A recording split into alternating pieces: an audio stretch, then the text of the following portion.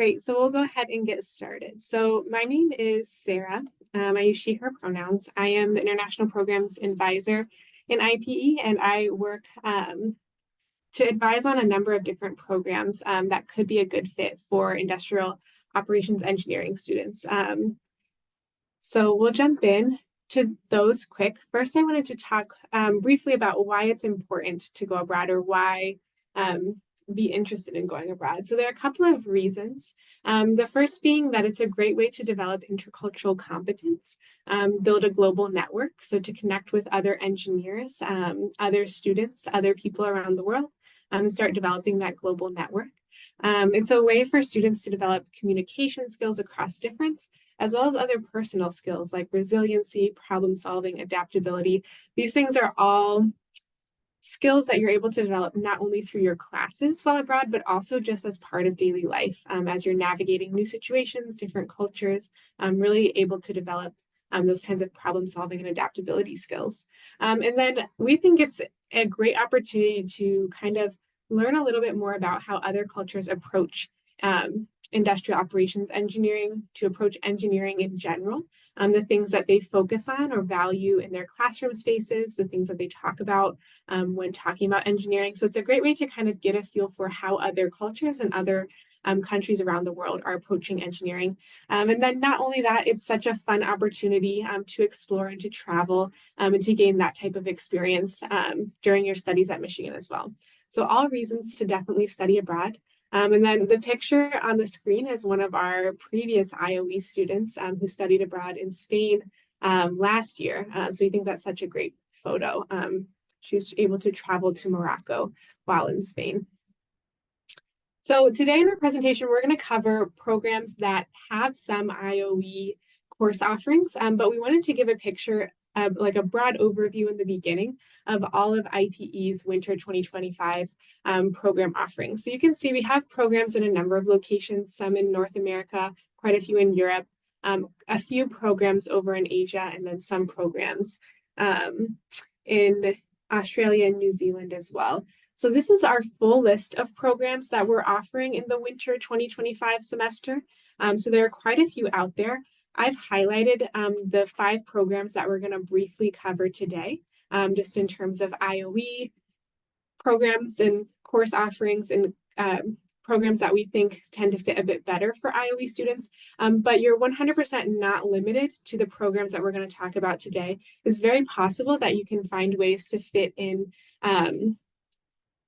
your IOE coursework and other programs. So we wanted to make that clear that there's a lot of programs out there. We're going to talk very specifically about some today, but not necessarily to feel like you're limited to only the ones that we cover in this presentation. So when working with IOE students who want to go abroad, there are a number of different courses or types of requirements that you can fulfill, IOE requirements that you can fulfill during a semester abroad. So the ones that we kind of see students working on most often would be things like the STEM fundamentals, so math, physics, chemistry, engineering. Students are definitely able to work on intellectual breadth requirements while they're abroad. And then in terms of IOE courses or IOE specific courses, oftentimes students are looking to complete maybe 1 to 2 technical electives while they're abroad. It's definitely possible to fulfill some non-IOE engineering requirements while you're abroad. And then, of course, if you have unrestricted elective credits or general electives that you're interested in taking abroad, then it can be a good time to do some of those as well. It's pretty difficult for us to find core IOE requirements abroad, the core IOE courses abroad. So those are things that are better to do here at Michigan and to focus on maybe thinking about technical electives, non-IOE engineering courses, those types of things to do during a semester abroad. Okay. And then just in general, before we jump into talking about specific programs. So when looking at or thinking about how to find courses abroad, these are steps that you can take when looking at any of the programs that we're talking about today, or any of the full range of programs that IPE offers. These are some steps that you can take to find courses and to see what's available for IOE students on particular programs. The first step would be to look through the Michigan Engineering International Course Equivalencies database. This is a really great resource. I'm just going to hop in here really quickly to show what it's like. But you can search by program in this database, and you can see a full list of the courses that are already approved for transfer or that other students have tried to get approved for transfer on a particular program. So this is a really great starting place to see what U of M has already approved for transfer from different program locations. Ooh, go back. So that's step one. Step two would be to check the host institution's course catalog. So when you find a course that is approved for transfer at Michigan, then go check out the host institution's catalog to confirm that that course is offered during the correct term. So you want to double check and see, yes, it's offered in the winter term. Yes, it's offered in English if you're going to a non-English speaking location, and kind of double check that it's kind of checking off all of those boxes for you. After that, you're always welcome to browse other courses on the host institution's course catalog. Just because it hasn't previously been approved for transfer at Michigan doesn't mean that you can't get it approved for transfer. So if you find a course that you're interested in taking on the course catalog, you can definitely request transfer credit approval by filling out the approval form, which is linked on the screen. And then we really encourage you to be in touch with your academic advisor throughout the process. IPE is really definitely wants to help you find courses that are available abroad, but in terms of making sure that your courses are keeping you on track to graduate and that you're kind of hitting all of those degree requirements for your program, we really encourage you to check in with your academic advisor before going on a semester abroad as well, just to double check that you're kind of staying on track to graduate, you have your degree requirements kind of lined up. And finally, when finding classes abroad, a couple of our final recommendations would be to, in the beginning, select twice as many courses as you need to take abroad, just in case that later on down the road, we find that there might be some conflicting times with the course schedules, or if the courses don't end up being offered this year. So it's a good idea to find many courses in the beginning and to look for a range of different options so you have some flexibility. Make sure that you're paying attention to prerequisites at the host institution and ensure that you're taking at least 12 US credits while you're abroad on the program. That's an IPE requirement. And it also means that you, if you're eligible for financial aid, that you would be able to use financial aid on the program. So now we're going to jump into talking about 5 programs that have, so when selecting programs that I thought might be good to talk about today, I looked at programs that have at least one IOE tech elective offered on that program. So these are the 5 programs that I was able to find that have at least one IOE tech elective, and some of them also have other like non-IOE engineering courses, some like intellectual breadth, some yeah, so tech electives, non-IOE engineering courses, these are the ones that we're looking at today. So the first one is our program at Edinburgh at Napier University in Scotland. So the program dates for this and program fees are still being determined for this coming year. But you can see that last year, this program is running from January through the end of May. It costs around $19,000 to $20,000. We do have on the screen linked to the total estimated cost for the program. So this total estimated cost is something that IPE puts together in order to not only show what IPE charges for the program, but other fees that might be associated with going abroad, such as purchasing your airline tickets or paying for meals while you're abroad on the program. So this total estimated cost is our estimate of overall, including what IPE charges for the program, but then those additional costs, what the total program cost might be. In terms of eligibility, we're looking for a 2.5 GPA, at least a sophomore. This program is open to all U of M undergraduates, and we want students to have a valid passport. Housing is available on campus, and the cost of housing is included in the program fee. For this program, it's important to note, no visa is required for US citizens, so that's one less thing to worry about. And then the application deadline is September 12th. In terms of potential courses, so this is one of our newer programs, so there are a few less course offerings on this program, but we do have 2 IOE tech electives that are offered on this program. Both of them are coming back as counting towards the Group D requirements, but there are two options to kind of choose from. And then there are a range of other options if you wanted to look at fulfilling those remaining technical electives outside of the, I believe it's the 12 credits that need to count towards one of the four groups. Then you could look at fulfilling some of those with maybe some upper level courses in other engineering requirements as well. And of course, there are intellectual breadth and general elective courses that are offered in Scotland as well. The second program that we wanted to highlight was our program at University College Dublin in Ireland. So this program does have the dates already determined. So this one runs from mid-January to mid-May. The costs are still being finalized for winter 2025, but yeah, last year it was around 10,000 for the semester. And this does include the on-campus dormitory. Total estimated costs for the program, you can see listed on the screen.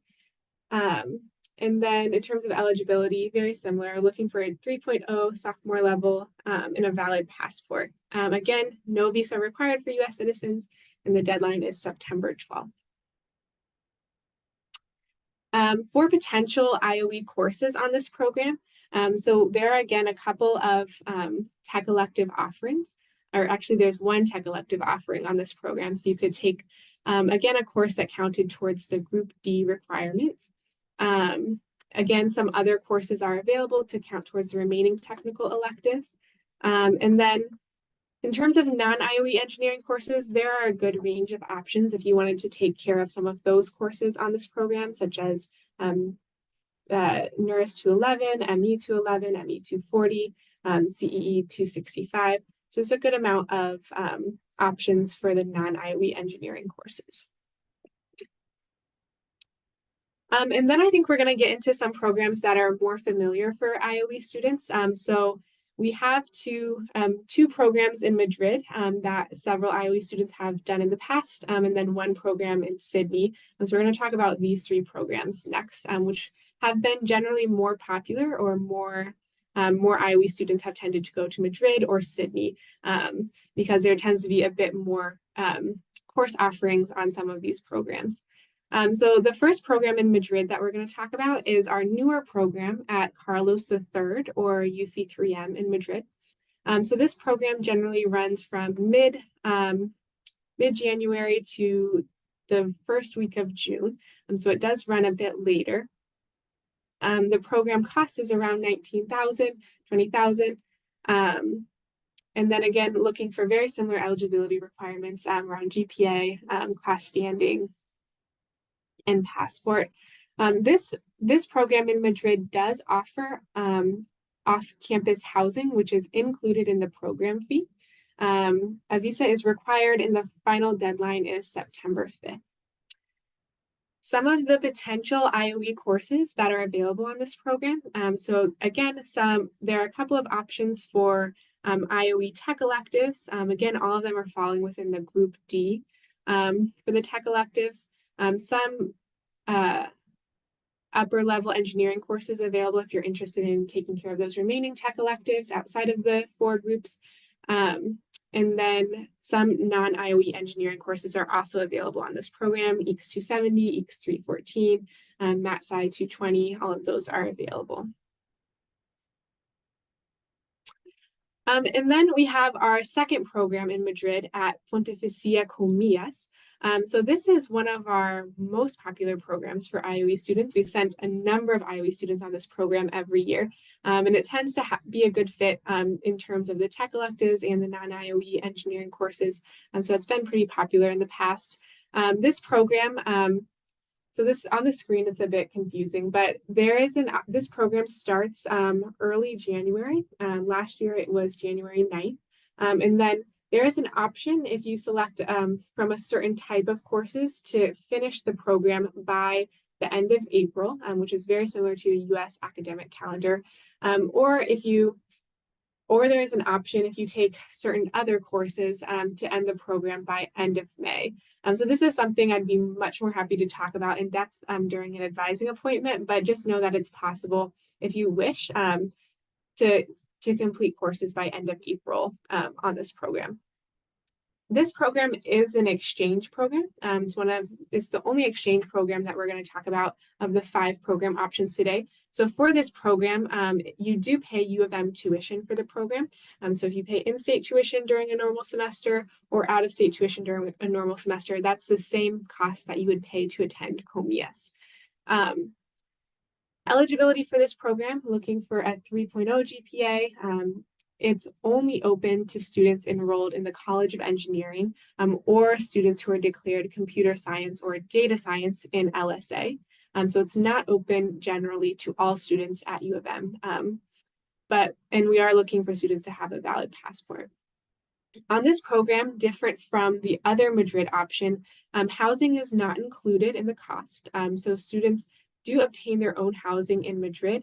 This is usually apartments. And so we have some recommendations and resources around finding an apartment in Madrid, but it is something where students do obtain their own housing on the program. Excuse me. A visa is required, and then the application deadline is September 5th. So potential courses on this program. So for this program, there are, again, IOE Tech electives offered, some options in Group D and one option in Group A for the Tech electives. We also have some additional 400 level IOE courses, such as Intro to Business Analytics or Energy Economics, that count as 400 level IOE, just not as any of the 4 groups. And then again, a range of non-IOE engineering courses that are available, such as thermodynamics, EX314, MATSCI, and CE 265. Those have all been pretty popular among IOE students in the past. And then finally, our last program that we wanted to highlight that could be a good fit for IOE students is our program at the University of New South Wales in Sydney. So this program usually runs from very early January to early May. So pretty similar timeline with U of M. The program fee this year is still being determined. And then eligibility, looking for a 2.7 GPA. This program is open to all U of M undergraduates, although we encourage LSA students to apply to this program through CGIS, since they also offer the program. And then, of course, everyone needs to have a valid passport. For this program, the housing this year is slightly different. So in the past, students did need to find their own housing for their program, similar to the Madrid COMIAS program. But this year, we're offering students an option. You could continue to find your own housing like students have had to do in the past, or we have an option which would come at a higher price point where we would offer housing to students instead of you having to obtain your own. So that would be something to definitely chat with the advisor for UNSW about if you're interested in this program, and to talk with them about what the best option for you might be in terms of finding your own housing or going with the housing that's already included in the program. And then this program application deadline is September 12th. Some potential IOE courses available at UNSW include some IOE Tech electives available in Group D and Group C, and then some courses that might fulfill the remaining Tech elective options, some non-IOE engineering courses including CE 211, EX 270, EX 314, and MATSCI 220. So again, quite a range of options in terms of fulfilling some of those IOE requirements. So those are all of the programs that I wanted to highlight in this session specifically. Before we kind of wrap up, I wanted to talk very briefly about thinking in terms of next steps for your application. So once you kind of select a program that you're interested in applying to, or at least learning more about, we recommend that you check out the Planning a Semester Abroad checklist. Please be sure to check out your passport validity. Your passport does need to be valid for at least 6 months for most of our programs. If you're looking at any of the Madrid programs, it needs to be valid for 1 year after your anticipated return date to the US. So that'll be into 2026. So if your passport is in danger of expiring before then, make sure that you're thinking about getting your passport renewed. check out the IPE budget sheet, which is linked on our M-Compass pages, to kind of get a feel for not only the IPE fee that will be charged, but also the total estimated cost for the program, including things like airfare, meals on the program, housing, living expenses in different cities, right? And then we encourage you to fill out the study abroad estimate, financial aid estimate worksheet, because then OFA, the Office of Financial Aid, will give you an estimate for how much financial aid you are eligible to receive on the program. And then finally, we really encourage you to meet with the IPE advisor for the program that you're interested in applying to. So that person, the IPE advisor, will have a lot more in-depth, detailed information about the courses on the program, how you can find the courses on the program, housing on each program, student life in each city. So we really encourage you to meet with that IPE advisor before submitting your application. And then finally, we really encourage you to stay in strong communication with your IOE advisors before, and during the application process. We really think it's a good idea to connect with your academic advisor, talk about study abroad and how that fits into your long-term schedule, talk about the intended coursework that you're thinking about taking, and how that will assist you with your remaining requirements after you come back after the program. And then finally, we just want to mention, so IPE, we've put together this presentation. This is, to my best knowledge, how you can think about IOE requirements that are available, or the courses that are available on each program and how they fit into the requirements. But we want you to know that we can't necessarily provide academic advising, and we really encourage you to check with your academic advisor to make sure that the courses that you're wanting to take fit in with the requirements and allow you to maintain your graduation timeline. And that is all that I have today in terms of this info session. We've left some great resources on the screen for further research, including the IPE funding page, our Instagram and newsletter, and then the Global Michigan Identities Abroad resources. I'll put a special plug for our student blogs. So these pictures on the screen are all from our students who are currently studying abroad in various locations. And we really think it's a great way for you all to see what other students are doing, the kinds of experiences that they're having by checking out our student blogs. So that's my special plug for that. I'm going to stop recording, and then if anyone does have any questions, I'd be happy to answer those. Otherwise, I hope you have a great rest of your day.